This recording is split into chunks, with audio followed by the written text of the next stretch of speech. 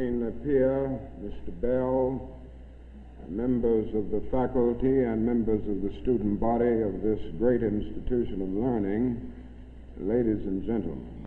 Now, there are several things that one could talk about before such a large, concerned, and enlightened audience. There are so many problems facing our nation and our world that one could just take off anywhere. But today I would like to talk mainly about the race problem, since I'll have to rush right out and go to New York to talk about Vietnam tomorrow, and I've been talking about it a great deal this week and weeks before that. But I'd like to use as a subject from which to speak this afternoon the other America. And I use this subject because there are literally two Americas. One America is beautiful for a situation. And in a sense, this America is overflowing with the milk of prosperity and the honey of opportunity. This America is the habitat of millions of people who have food and material necessities for their bodies, and culture and education for their minds, and freedom and human dignity for their spirits.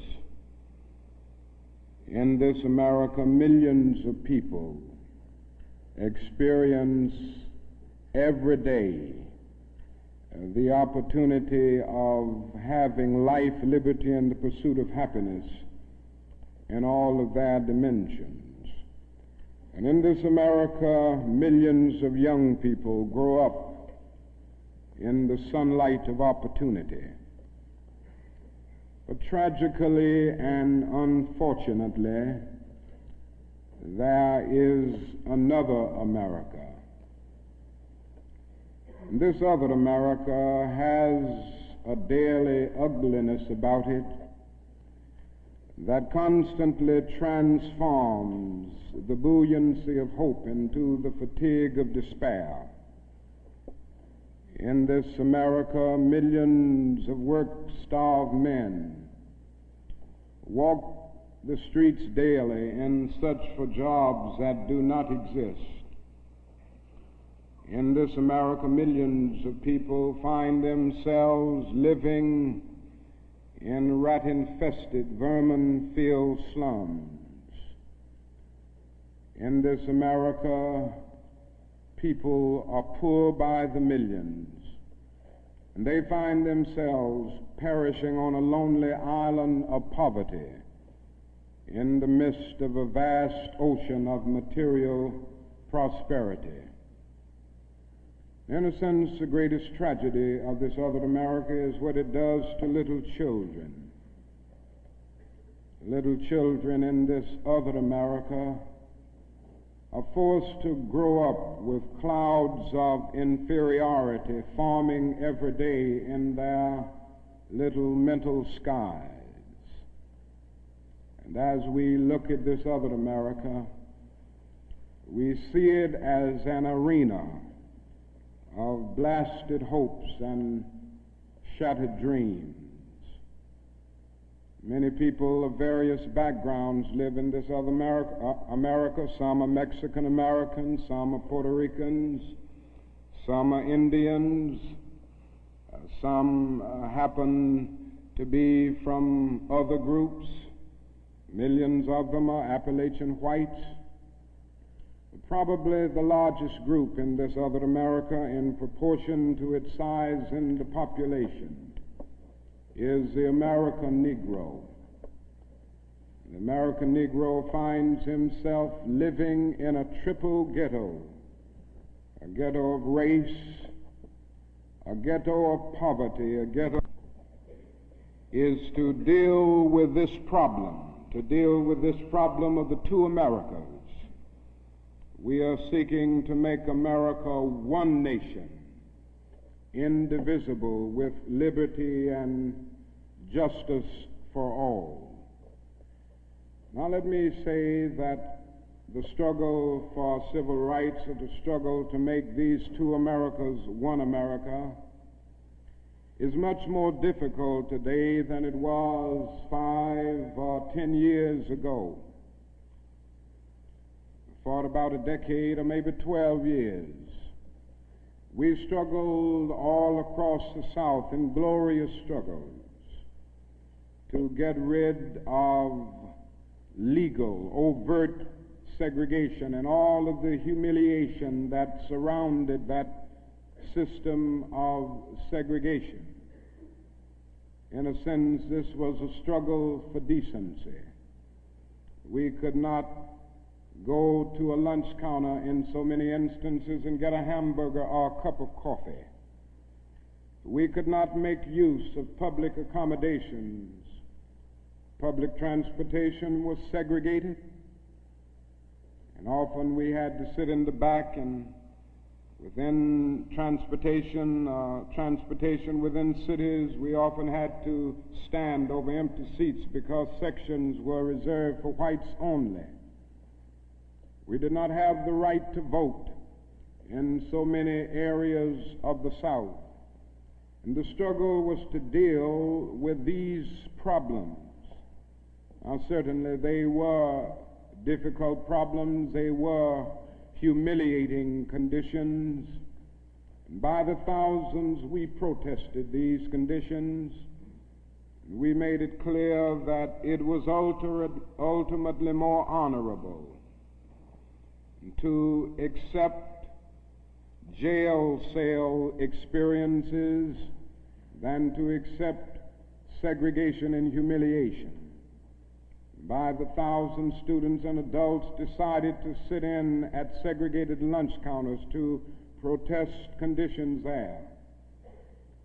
And when they were sitting at those lunch counters, they were in reality standing up for the best in the American dream and seeking to take the whole nation back to those great wells of democracy which were dug deep by the founding fathers in the formulation of the Constitution and the Declaration of Independence. Many things were gained as a result of these years of struggle. In 1964, the Civil Rights Bill came into being after the Birmingham movement, which did a great deal to subpoena the conscience of a large segment of the nation to appear before the judgment seat of morality on the whole question of civil rights. After the Selma movement in 1965, we were able to get a voting rights bill. Now, all of these things represented strides, but we must see that the struggle today is much more difficult. It's more difficult today because we are struggling now for genuine equality. And it's much easier to integrate a lunch counter than it is to guarantee a livable income and a good, solid job. It's much easier to guarantee the right to vote than it is to guarantee the right to live in sanitary, decent housing conditions. It is much easier to integrate a public park than it is to make genuine, quality, integrated education a reality. And so today we are struggling for something which says we demand genuine equality. It's not merely a struggle against extremist behavior toward Negroes. And I'm convinced that many of the very people who supported us in the struggle in the South are not willing to go all the way now. I came to see this in a very difficult and painful way in Chicago over the last year, where I've lived and worked. Some of the people who came quickly to march with us in Selma and Birmingham were active around Chicago. And I came to see that so many people who supported morally and even financially what we were doing in Birmingham and Selma were really outraged against the extremist behavior of Bull Connor and Jim Clark toward Negroes, rather than believing in genuine equality for Negroes. And I think this is what we've got to see now, and this is what makes the struggle much more difficult. And so as a result of all of this, we see many problems existing today that are growing more difficult. It's something that is often overlooked, but Negroes generally live in worse slums today than 20 or 25 years ago. In the North, schools are more segregated today than they were in 1954 when the Supreme Court's decision on desegregation was rendered. Economically, the Negro is worse off today than he was 15 and 20 years ago. And so the unemployment rate among whites at one time was about the same as the unemployment rate among Negroes. But today the unemployment rate among Negroes is twice that of whites. And the average income of the Negro is today 50% less than whites. And as we look at these problems, we see them growing and developing every day. And we see the fact that the Negro economically is facing a depression in his everyday life that is more staggering than the depression of the 30s. The unemployment rate of the nation as a whole is about 4%. Statistics would say from the Labor Department that among Negroes it's about 8.4%.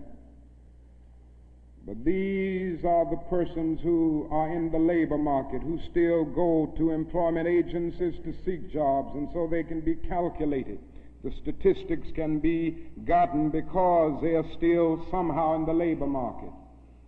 But there are hundreds of thousands of Negroes who have given up. They've lost hope. They've come to feel that life is a long and desolate corridor for them with no exit sign. And so they no longer go to look for a job. There are those who would estimate that these persons who are called the discouraged persons would be 6 or 7% in the Negro community. And that means that unemployment among Negroes may well be 16%. And among Negro youth in some of our large urban areas, it goes to 30 and 40%. And so you can see what I mean when I say that in the Negro community, that is a major, tragic, and staggering depression that we face in our everyday lives. Now, the other thing that we've got to come to see now that many of us didn't see too well during the last 10 years, and that is that racism is still alive in American society and much more widespread than we realize. And we must see racism for what it is. It is a myth of the superior and the inferior race. It is the false and tragic notion that one particular group, one particular race is responsible for all of the progress, all of the insights, and the total flow of history. And the theory that another group or another race is totally depraved, innately impure, and innately inferior.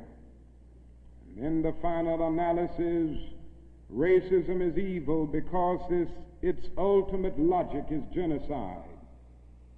Hitler was a sick and tragic man who carried racism to its logical conclusion. And he ended up leading a nation to the point of killing about 6 million Jews. And this is the tragedy of racism, because its ultimate logic is genocide. If one says that I am not good enough to live next door to him, if one says that I am not good enough to eat at a lunch counter, or to have a good, decent job, or to go to school with him, merely because of my race, he is saying consciously or unconsciously that I do not deserve to exist. To use a philosophical analogy here, racism is not based on some empirical generalization. It is based rather on an ontological affirmation. It is not the assertion that certain people are behind culturally or otherwise because of environmental conditions. It is the affirmation that the very being of a people is inferior. And this is the great tragedy of it. I say that however unpleasant it is, we must honestly see and admit that racism is still deeply rooted all over America. It's still deeply rooted in the North, and it's still deeply rooted in the South. Now this leads me to say something about another discussion that we hear a great deal, and that is the so-called white backlash. I would like to honestly say to you that the white backlash is merely a new name for an old phenomenon. It's not something that just came into being because shouts of black power, or because Negroes engaged in riots in Watts, for instance. The fact is that the state of California voted a fair housing bill out of existence before anybody shouted black power, or before anybody rioted in Watts. It may well be that shouts of black power and riots in Watts and the Harlems and the other areas are the consequences of the white backlash rather than the cause of them. What it is necessary to see is that there has never been a single solid, monistic, determined commitment on the part of the vast majority of white Americans, the whole question of civil rights and on the whole question of racial equality. This is something that truth impels all men of goodwill to admit. It is said on the Statue of Liberty that America is the home of exiles. But it doesn't take us long to realize that America has been the home of its white exiles from Europe. But it has not evinced the same kind of maternal care and concern for its black exiles from Africa. And it is no wonder that in one of his sorrow songs, a Negro could sing out, "Sometimes I feel like a motherless child." What great estrangement, what great sense of rejection caused the people to emerge with such a metaphor as they looked over their lives.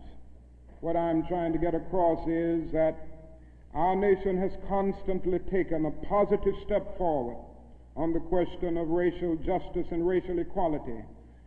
But over and over again, at the same time, it made certain backward steps. And this has been the persistence of the so-called white backlash. In 1863, the Negro was freed from the bondage of physical slavery. But at the same time, the nation refused to give him land to make that freedom meaningful.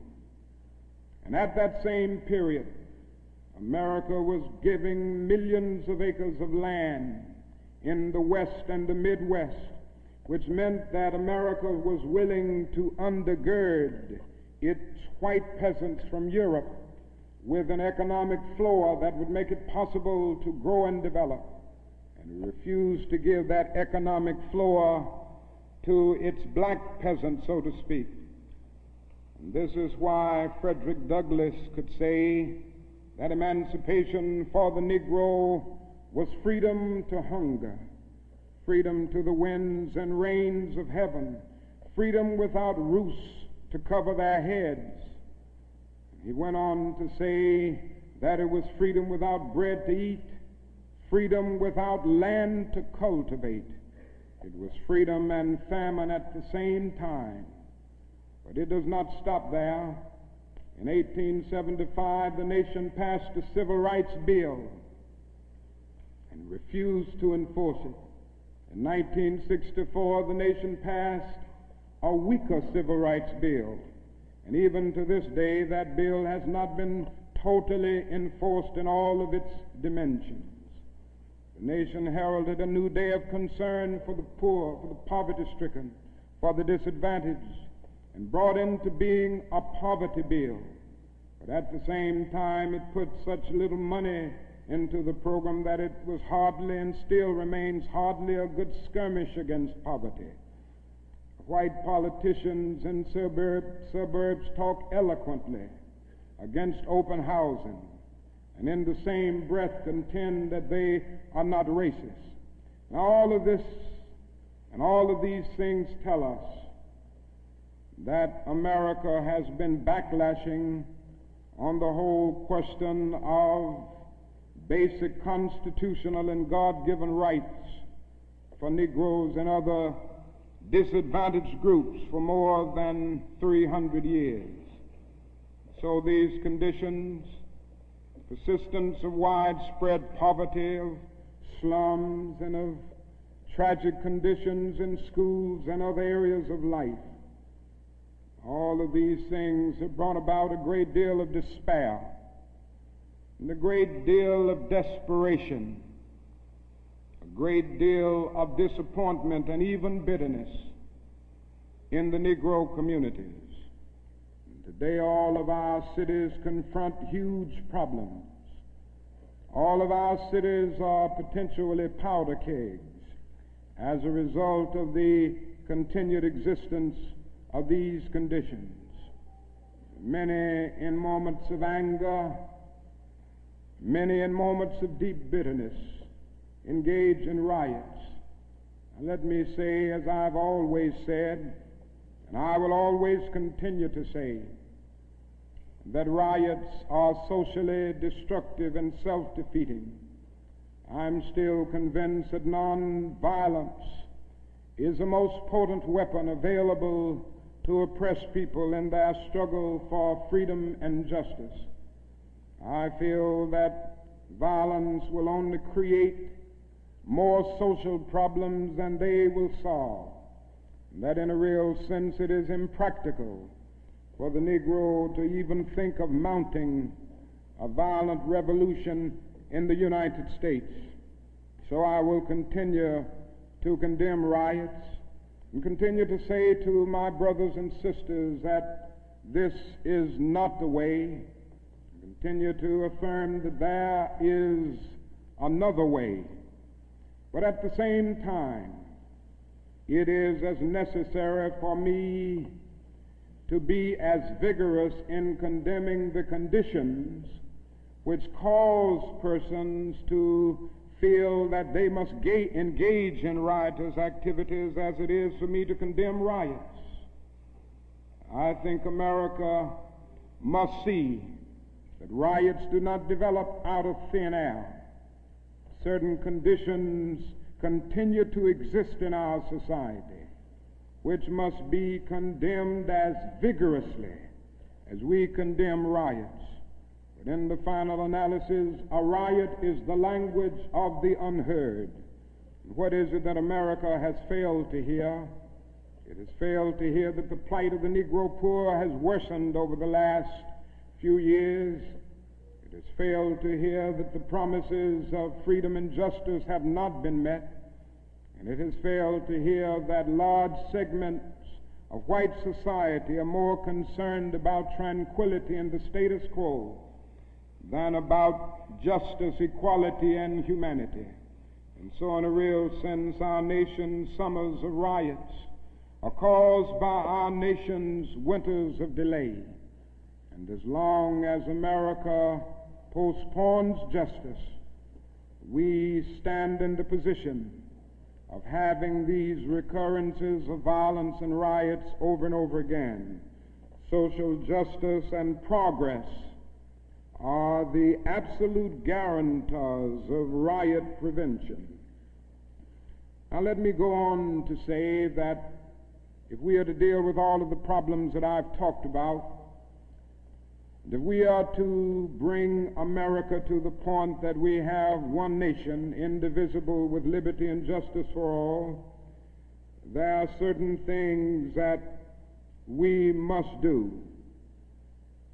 The job ahead must be massive and positive.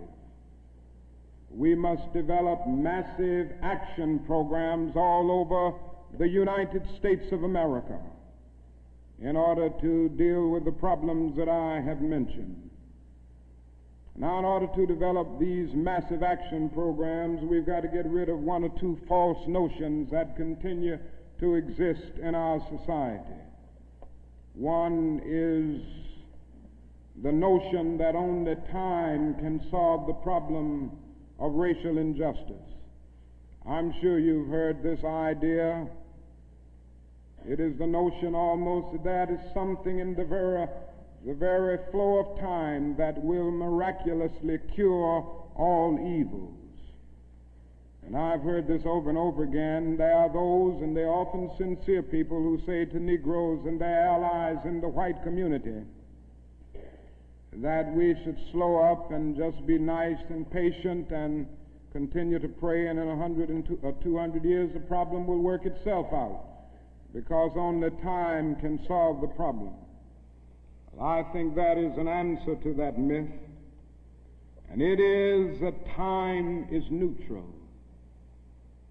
It can be used either constructively or destructively. And I'm absolutely convinced that the forces of ill will in our nation, the extreme righteous in our nation, have often used time much more effectively than the forces of goodwill. And it may well be that we will have to repent in this generation, not merely for the vitriolic words of the bad people and the violent actions of the bad people, but for the appalling silence and indifference of the good people who sit around and say, wait on time. Somewhere we must come to see that social progress never rolls in on the wheels of inevitability. It comes through the tireless efforts and the persistent work of dedicated individuals, and without this hard work, time itself becomes an ally of the primitive forces of social stagnation. And so we must help time, and we must realize that the time is always right to do right.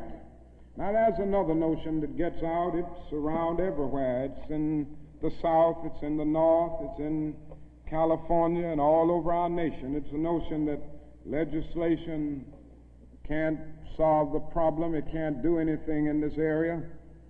And those who project this argument contend that you've got to change the heart, and that you can't change the heart through legislation.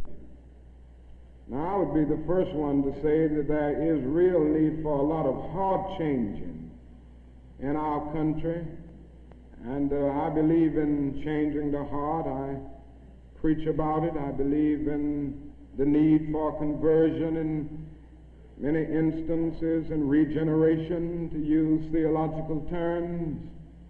And I would be the first to say that if the race problem in America is to be solved, the white person must treat the Negro right, not merely because the law says it, but because it's natural, because it's right, and because the Negro is his brother.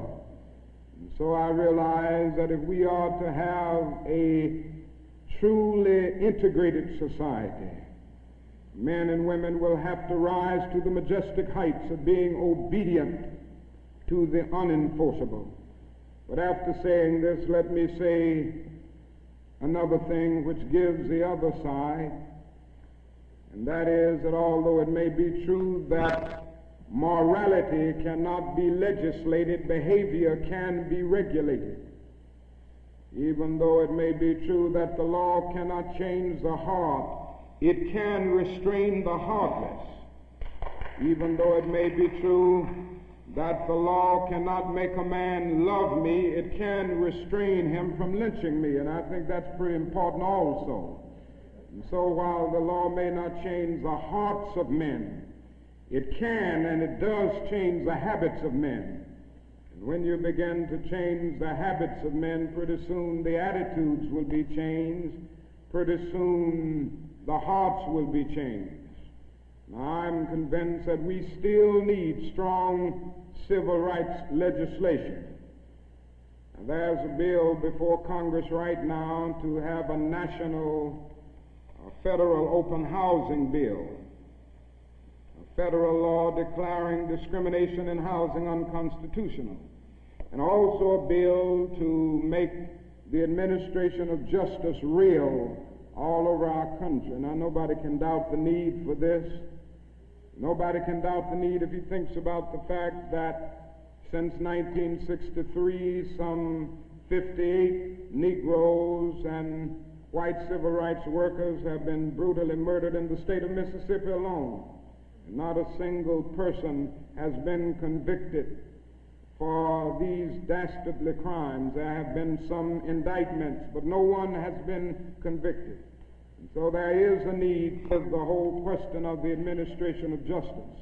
There is a need for fair housing laws all over our country.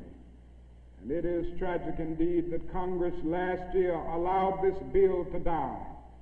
And that bill died in Congress. A bit of democracy died, a bit of our commitment to justice died. And if it happens again in this session of Congress, a greater degree of our commitment to democratic principles will die.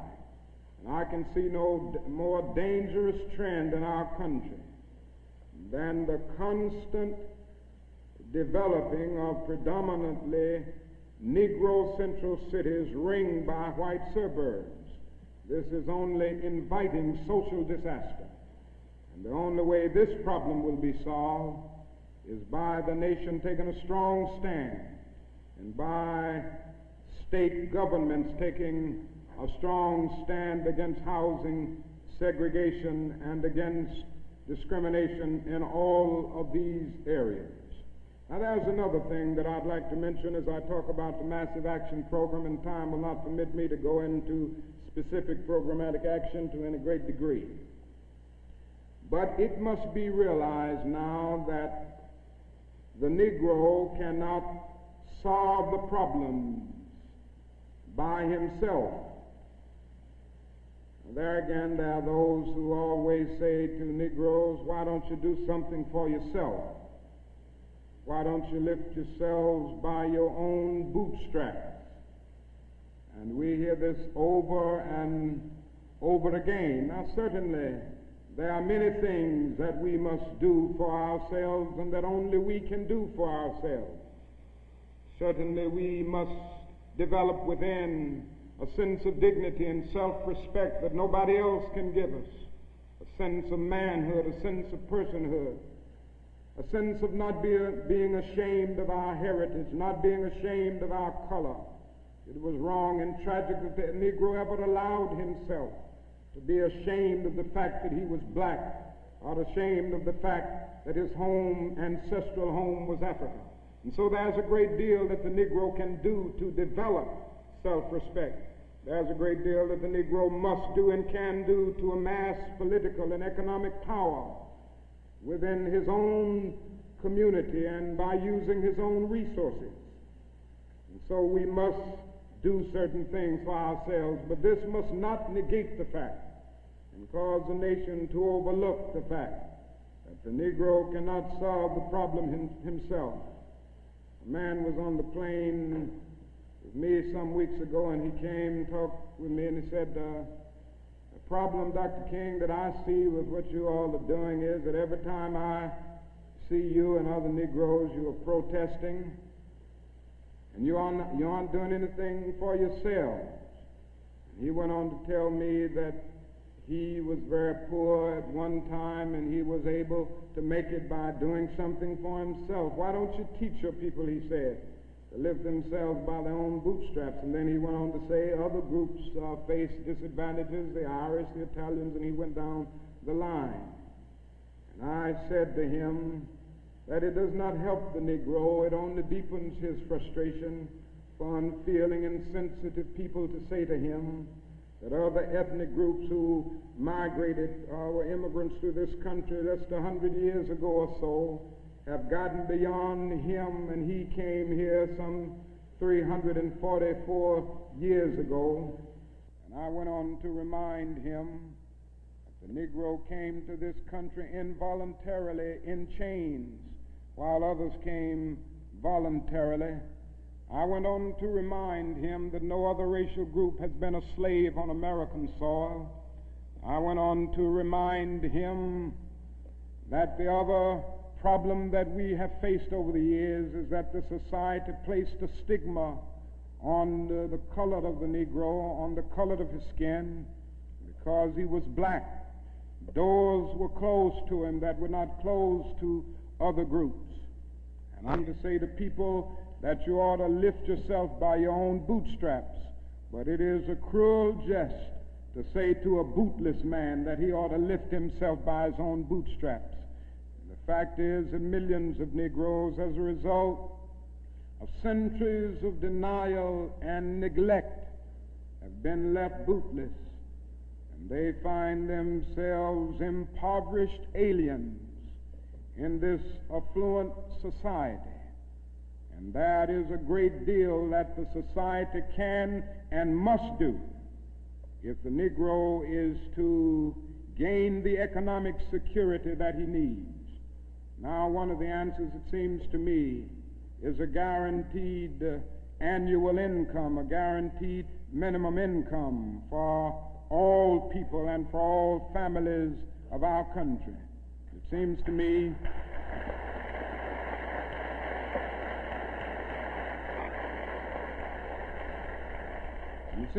that the civil rights movement must now begin to organize for the guaranteed annual income, begin to organize people all over our country and mobilize forces so that we can bring to the attention of our nation this need and this something which I believe will go a long, long way toward dealing with the Negro's economic problem and the economic problem with many other poor people confronting our nation. Now, I said I wasn't going to talk about Vietnam, but I can't make a speech without mentioning some of the problems that we face there, because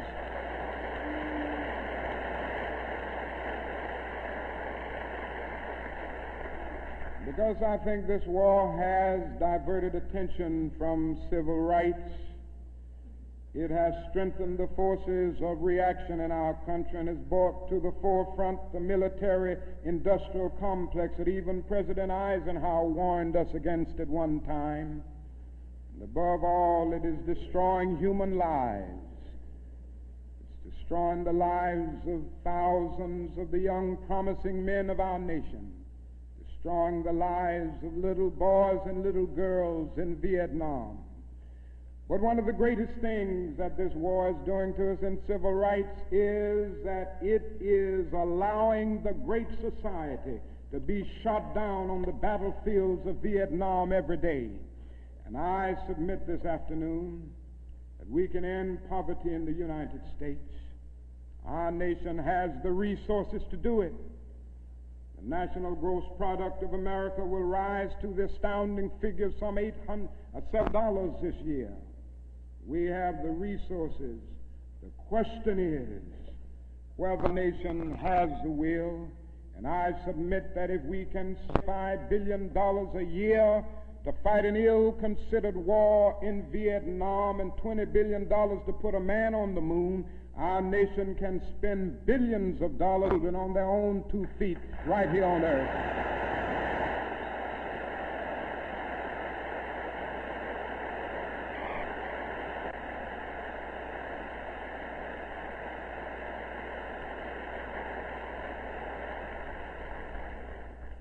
Let me say another thing that's more in the realm of the spirit, I guess.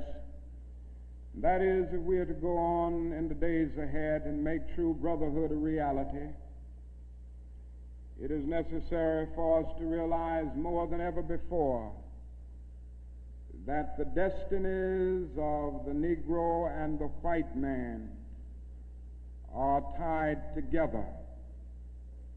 Now, there's still a lot of people who don't realize this. The racists still don't realize this.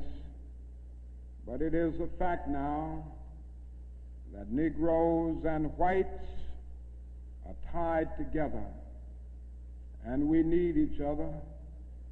The Negro needs the white man to save him from his fear. The white man needs the Negro to save him from his guilt.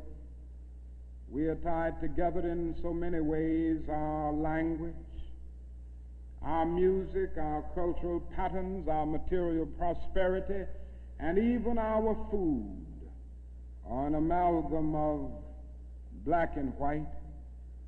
And so there can be no separate black path to power and fulfillment that does not intersect white roots. There can be no separate white path to power and fulfillment short of social disaster. It does not recognize the need of sharing that power with black aspirations for freedom and justice. We must come to see now that integration is not merely a romantic or aesthetic something where you merely add color to a still predominantly white power structure. Integration must be seen also in political terms, where there is shared power and where black men and white men share power together to build a new and a great nation. In a real sense, we're all caught in an inescapable network of mutuality, tied in a single garment of destiny. John Donne placed it years ago in graphic terms: no man is an island entire itself. Every man is a piece of the continent, a part of the main. And he goes on toward the end to say, any man's death diminishes me because I'm involved in mankind. Therefore never sin to know for whom the bell tolls. It tolls for thee. And so we all in the same situation. The salvation of the Negro will mean the salvation of the white man, and the destruction, the life, and of the ongoing progress of the Negro will be the destruction of the ongoing progress of the nation. Now let me say finally that we have difficult days ahead, but I haven't despaired. Somehow I maintain hope in spite of hope, and I've talked about the difficulties and how hard the problems will be as we tackle them. But I want to close by saying this afternoon that I still have faith in the future, and I still believe that these problems can be solved. And so I will not join anyone who will say that we still can't develop a coalition of conscience. I realize and understand the discontent and the agony and the disappointment and even the bitterness of those who feel that whites in America cannot be trusted. And I would be the first to say that there are all too many who are still guided by the racist ethos. But I am still convinced that there are still many white persons of goodwill, and I'm happy to say that I see them every day in the student generation, who cherish democratic principles and justice above principle, and who will stick with the cause of justice and the cause of civil rights and the cause of peace throughout the days ahead. And so I refuse to despair.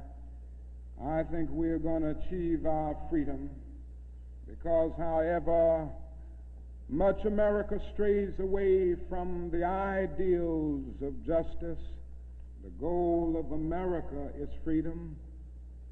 Abused and scorned though we may be, our destiny is tied up in the destiny of America.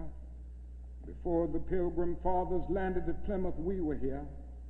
Before Jefferson etched across the pages of history the majestic words of the Declaration of Independence, we were here.